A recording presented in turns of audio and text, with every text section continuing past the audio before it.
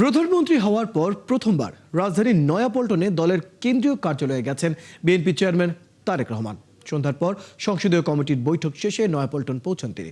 এদিকে দলীয় প্রধানকে কাছে পেয়ে সেখানে থাকা উচ্ছ্বসিত নেতাকর্মীরা বিভিন্ন স্লোগান দেন।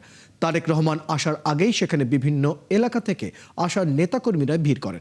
কেন্দ্রীয় কার্যালয়ে পৌঁছে সেখানে থাকা জ্যেষ্ঠ নেতাদের সাথে শুভেচ্ছা বিনিময় করেন তারেক রহমান।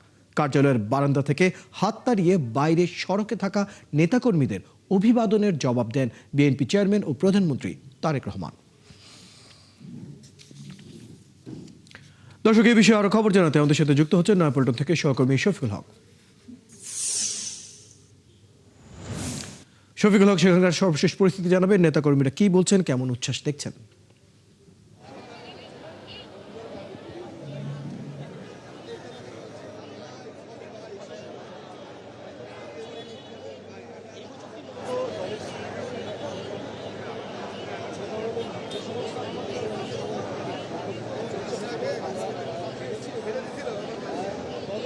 রয়্যাল ঠিক 7:24 বিএনপি চেয়ারম্যান এবং প্রধানমন্ত্রী জনাব তারেক রহমান তিনি নয়াপল্টনের যে বিএনপির কেন্দ্রীয় কার্যালয়টি রয়েছে সেখানে এসে প্রবেশ করেছেন। এবং এর আগের খবরে যেমনটি আপনি জানাচ্ছিলেন যে তার এই আগমনকে কেন্দ্র করে তিনি যখন নয়াপল্টন কেন্দ্রীয় কার্যালয়ের সামনে এসে তার গাড়ি থেকে নামেন তখন কিন্তু পুরো এই নয়াপল্টন এলাকা স্লোগানে মুখরিত হয়ে ওঠে এবং দলের প্রধানকে কাছে পেয়ে নেতাকর্মীরা কিন্তু অনেকটাই উচ্ছ্বসিত, আমরা সেটি দেখতে পেয়েছি। এবং সেই তাদের যে উচ্ছ্বাস সেটি শুরু হয়েছে ঠিক দুপুরের পর থেকে আমরা দেখতে পেয়েছি নেতাকর্মীরা কিন্তু এখানে এসে জড়ো হয়েছেন। এবার তারেক রহমানের নয়াপল্টন কেন্দ্রীয় কার্যালয়ে আসা একটি বিশেষ গুরুত্ব বহন করে, কারণ তিনি যখন দেশে ফিরেন 25 ডিসেম্বর, এর পরবর্তীতে তিনি একবার নয়াপল্টন কেন্দ্রীয় কার্যালয়ে এসেছিলেন এবং তার পরবর্তীতে এই দ্বিতীয়বারের মতো তিনি নয়াপল্টনে আসলেন। এবং এবারে তার নয়াপল্টনে আসা আমরা দেখতে পেয়েছি তিনি প্রধানমন্ত্রী নির্বাচিত হয়েছেন, একই সাথে দলের চেয়ারম্যান নির্বাচিত হয়েছেন। তো সবকিছু মিলিয়ে আসলে নেতাকর্মীদের মধ্যে যেই উচ্ছ্বাস, যেই ভালো লাগার বিষয়গুলো সেগুলো আমরা দেখছিলাম।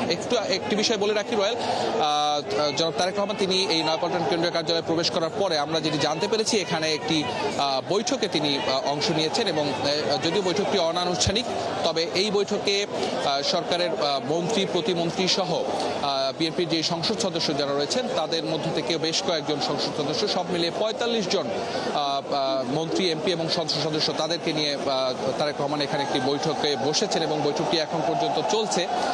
আমরা যতদূর জানতে পেরেছি হয়তো বৈঠকটি শেষে আমরা জানতে পারবো যে আসলে কি নিয়ে বৈঠকে আলোচনা হলো বা সে বিষয়ে বিস্তারিত নেতাকর্মীরা যদি আমাদেরকে বলেন তখন আমরা আরো বিস্তারিত এখান থেকে জানাতে পারবো। তবে আমরা যতদূর জানতে পেরেছি এখন পর্যন্ত যে এর আগে বিএনপি মহাসচিব গণমাধ্যমে জানিয়েছিলেন যে সরকার গঠনের পরে বিএনপির পরবর্তী যে কাজ সেটি হচ্ছে দলের যে কাউন্সিল, সপ্তম জাতীয় কাউন্সিল, সে বিষয়ে দল থেকে ভাবা হচ্ছে এবং সেই কাউন্সিলের আগে যেই মেয়াদোত্তীর্ণ যে কমিটিগুলো ছিল সেই কমিটিগুলোর বিষয়ে একটি সুরাহা আজকের এই বৈঠকে এখানে নেতাকর্মীদের সাথে আলাপ আলোচনা করে এটি নির্ধারিত হতে পারে। তবে এ বিষয়ে আসলে সুনির্দিষ্ট করে এখনই কিছু বলা যাচ্ছে না, তবে বৈঠক শেষে যখন নেতারা বের হবেন এখান থেকে তখন হয়তো আরো বিস্তারিত এখান থেকে বলতে পারবো। আরেকটি বিষয় বলে রাখি, এখানে অনেকেই অপেক্ষা করছেন, কারণ দীর্ঘদিন পর বিএনপি চেয়ারম্যান প্রধানমন্ত্রী তারেক রহমান এই নয়াপল্টন কেন্দ্রীয় কার্যালয়ে এসেছেন এবং তিনি তার যে নির্ধারিত কক্ষ, নয়াপল্টন কেন্দ্রীয় কার্যালয়ের দোতলার যে নির্ধারিত রুম, সেই রুমের সামনে একটি বারান্দা রয়েছে। নেতাকর্মীরা অধীর আগ্রহ অপেক্ষা করছেন তিনি সেই বারান্দায় আসবেন এবং এখানে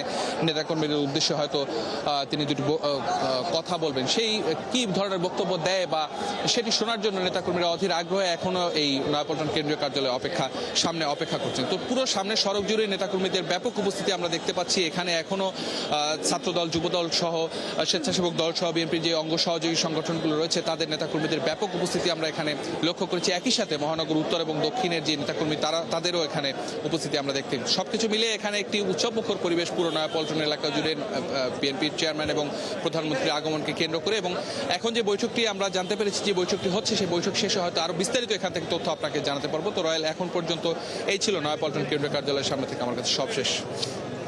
ধন্যবাদ শফিকুল হক, আপনি খবর রাখতে থাকুন। দর্শক, আমাদের সাথে নয়াপল্টন থেকে আমাদের সহকর্মী শফিকুল হক যুক্ত ছিলেন, জানাচ্ছিলেন প্রধানমন্ত্রী তারেক রহমানের আজ বিএনপি কার্যালয়ে যাওয়ার সর্বশেষ খবর।